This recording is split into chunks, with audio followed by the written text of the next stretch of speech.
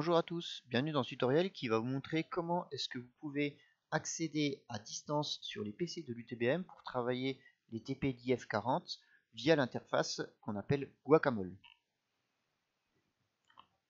Alors, Guacamole, c'est une interface qui est disponible grâce à votre explorateur internet. Moi j'utilise personnellement Firefox. Attention, je ne connais pas la compatibilité sur Safari et ou Edge. Donc pour ce faire, vous allez sur le site https://guacamole.utbm.fr/guacamole. Vous vous retrouvez sur une interface comme celle-ci, avec les identifiants et mots de passe à remplir, qui sont vos identifiants et mots de passe UTBM. Donc je vais remplir les miens. Et une fois que vous vous êtes logué avec vos identifiants mots de passe UTBM, attention, ce sont les mêmes identifiants que pour les PC. C'est-à-dire, pour moi qui m'appelle Alexandre Ravé, c'est la première lettre de mon prénom, Alexandre, donc A, et ensuite mon nom, Ravé. Donc mon identifiant est aravé. Et c'est tout. Ce n'est pas aravé@utbm.fr. Une fois que vous êtes connecté, vous vous retrouvez sur cette interface-là, avec le choix de 3 sites, Belfort, Montbéliard et Sévenant. Vous avez l'accès qui est débloqué à la salle d'IF40. Nous travaillons l'IF40 à Belfort, donc je vais étendre Belfort, et nous travaillons en TP dans la salle B223. Donc vous devriez voir, parmi toutes les salles que vous avez, la salle B223. Lorsque vous cliquez dessus, vous avez ici tous les PC qui sont présents dans la salle B223 et sur lesquels vous pouvez vous connecter. Attention, je vous fournirai une liste des PC sur lesquels vous pouvez vous connecter. Ne vous connectez pas sur n'importe quel PC. Pour les besoins de cette vidéo, nous allons utiliser le PC 217. Donc en cliquant sur le PC 217, automatiquement, l'interface va se connecter au PC et vous allez avoir la page de connexion. Donc avec votre login et votre mot de passe que vous avez préenregistré dans Guacamole, eh bien, il va se connecter avec ce même login et mot de passe sur le PC de l'UTBM qui est le 217. J'attire votre attention, lors de la toute première connexion, il faut le temps que tous vos paramètres se chargent réseau et cela peut être assez long. Vous pouvez avoir à patienter 10 minutes, un quart d'heure. Mais ne vous inquiétez pas, par la suite, vous n'aurez plus à faire ceci. Alors, là, je vois que je suis connecté au PC. Donc c'est exactement comme si j'étais en TP devant l'écran de PC. Je vois l'écran tel que si j'étais en TP. Alors il y a Microsoft Teams qui se lance automatiquement. On va le réduire puisqu'il va nous servir en fait. Il va nous servir de passerelle pour pouvoir transférer des fichiers depuis votre PC jusqu'au PC distant. Néanmoins, je vous conseille, si vous êtes en réunion sur Teams en même temps, de ne garder qu'un seul de Teams ouvert sur le PC distant ou sur votre PC personnel. Alors, vous allez retrouver Code Composer Studio que nous utilisons en TP. Donc, vous pouvez le démarrer depuis là et travailler comme si vous étiez sur le PC de TP. De plus, sur ce PC, physiquement, est relié le DSP. Donc, par rapport à chez vous où vous n'avez pas la maquette, là, la maquette est branchée sur le PC. Donc, vous allez pouvoir programmer, débugger votre projet Code Composer. Dans certains TP, nous allons utiliser du matériel additionnel ou des LED qui sont présents sur la carte de DSP. Pour ce faire, vous aimeriez bien valider votre programme en regardant si le matériel fonctionne. Et bien, sur ce PC-là, et ça sera le cas sur tous les PC dont je vous donnerai la liste pour accéder à distance, j'ai équipé le PC d'une webcam et la webcam filme le DSP. Pour pouvoir regarder si le DSP et ses LED, etc. fonctionnent correctement, et bien sur le bureau, vous avez une icône qui s'appelle Webcam AMCAP, pardon. Vous double-cliquez dessus et vous avez une fenêtre qui s'ouvre où vous voyez la salle de TP ainsi que le DSP. Alors la salle de TP n'étant pas occupée pour le moment, il n'y a pas de lumière.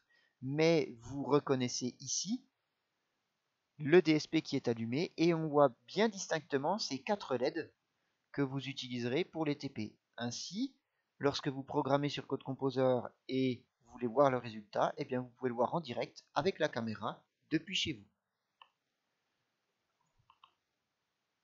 Dernier petit truc, vous avez peut-être travaillé, installé Code Composer sur votre PC personnel, travaillé dessus, et vous aimeriez regarder si votre code fonctionne. Problème, votre projet se trouve sur votre PC personnel et pas sur le PC distant. Et comme vous n'avez pas accès au PC distance, vous ne pouvez pas venir avec une clé USB. Alors plusieurs solutions s'offrent à vous. Vous pouvez très bien ouvrir une fenêtre Internet, vous l'envoyer par mail et le récupérer ici, ou utiliser Microsoft Teams. On a vu tout à l'heure que Microsoft Teams s'était lancé. Je vais le lancer et de chez moi et à distance. Et dans l'équipe d'IF40, il y a des créneaux qui vous sont réservés. Alors, si vous êtes dans le créneau de TP du lundi 13h-16h, vous êtes TP1. Si vous êtes dans le créneau de TP du mardi 13h-16h, vous êtes TP2. Si vous êtes dans le créneau de TP du mardi 16h-19h, vous êtes TP3. Vous devriez automatiquement avoir l'un des 3 TP ici dans votre équipe Teams. Comme je suis le professeur, moi j'ai tous les créneaux, mais vous n'avez que le créneau qui vous concerne. Vous cliquez sur le créneau qui vous concerne et vous allez dans Fichier. Vous retrouvez ici, par exemple, le template du premier TP. Si vous voulez transférer des fichiers d'un côté à l'autre, donc du PC, de votre PC personnel au PC distance, il suffit d'ouvrir Microsoft Teams. Celui-là, c'est celui qui est sur mon PC personnel. Je vais dans TP3 par exemple, je vais dans Fichier. Ici, je glisse un fichier. Alors, on va pouvoir essayer de le faire par exemple.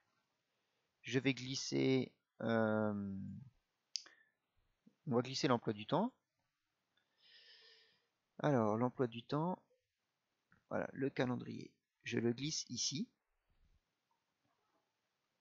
Je vois qu'il s'est bien ajouté.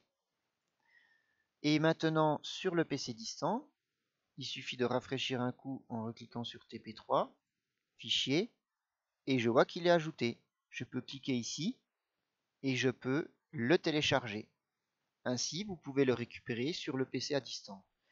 Je vous conseille juste de zipper vos projets avant de le faire, mais je crois même qu'avec le dossier, vous pouvez le faire directement, il n'y a pas de souci. Et donc, vous pouvez après l'incorporer sur Code Composer.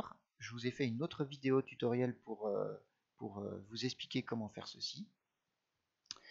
Une fois que vous avez terminé, s'il vous plaît, pour ne pas surcharger l'espace de fichier, vous cliquez ici et vous supprimez le fichier que vous avez échangé. Voilà. Ainsi, l'espace de fichier reste propre et eh bien, ce n'est pas le bazar pour les autres étudiants. Attention, une dernière chose très importante. Une fois que vous avez fini de travailler sur le PC à distance, vous allez vous déconnecter. S'il vous plaît, n'arrêtez pas le PC distant. Pourquoi? Parce que si vous arrêtez le PC, on ne pourra plus se reconnecter dessus avant que moi j'aille dans la salle et je relance le PC. Donc, pour pouvoir avoir un nouveau accès, vous déconnecter tout en laissant l'accès et à vous et aux autres pour une future utilisation, vous cliquez sur le bouton démarrer. Ici, vous cliquez sur votre icône et vous mettez se déconnecter. Le PC va se déconnecter automatiquement.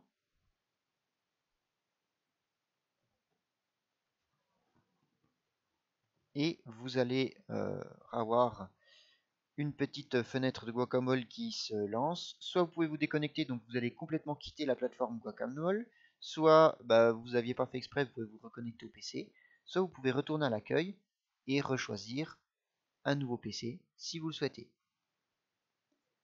Voilà, c'est tout pour ce tutoriel. Je vous souhaite de bonnes séances à distance avec Guacamole.